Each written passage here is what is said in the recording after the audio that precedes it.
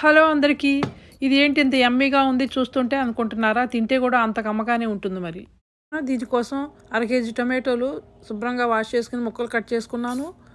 పావు కప్పు ఎర్ర కందిపప్పు అండి, మసూరు దాల్ అంటారు కదా అది. ఒక పావు కప్పు కందిపప్పు, పావు కప్పు పెసరపప్పు 4 సార్లు శుభ్రంగా నీళ్ళతో వాష్ చేసుకున్నాను.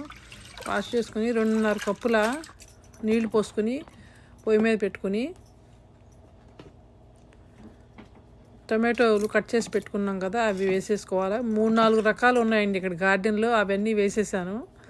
ఒక పెద్ద ఉల్లిపాయ, ఎర్రుల్లిపాయ పెద్ద పెద్ద ముక్కలు కట్ చేసి వేసుకున్నాను. 6 పచ్చిమిరపకాయలు వేసుకున్నాను. పావు టీ స్పూను పసుపు, 1 టీ స్పూన్ కారం, 6 వెల్లుల్లి రెబ్బలు ముక్కలుగా కట్ చేసి వేసుకున్నాను. కుక్కరు 4 విజిల్స్ వచ్చేదాకా పప్పుని ఉడికించుకోవాలి. కుక్కర్లో రుచికి తగినంత ఉప్పు వేసుకుని 1.5 టేబుల్ స్పూను చింతపండు గుజ్జు వేసుకోవాలి. మాకు ఇది సరిపోయింది. పులుపుని బట్టి మీరు ఇంకా కావాలంటే వేసుకోండి. 4 టేబుల్ స్పూన్ల ఆవు నెయ్యి వేసుకున్నాను. వేసుకుని అది కొంచెం వేడి అయినాక 1 టీ స్పూను ఆవాలు వేసుకుని అవి చిటపటమన్నాక 35 టీ స్పూను జీలకర్రని వేసుకుని అవి కొద్దిగా వేగాక 35 టీ స్పూను మినపప్పు వేసుకొని అవి కొద్దిగా వేగాక 6 వెల్లుల్లి రెబ్బలు చిన్నగా కట్ చేసి వేసుకున్నాను. అవి గోల్డెన్ బ్రౌన్ కలర్ వచ్చేదాకా వేయించుకోవాలి.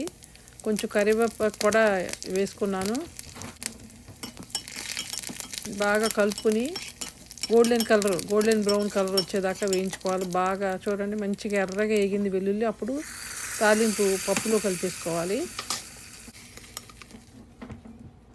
చాలా రుచిగా ఉంటుందండి. ఇలా 3 రకాల పప్పులతో చేసుకుంటే చాలా బలం. పిల్లలు కూడా బాగా ఇష్టపడి తింటారు.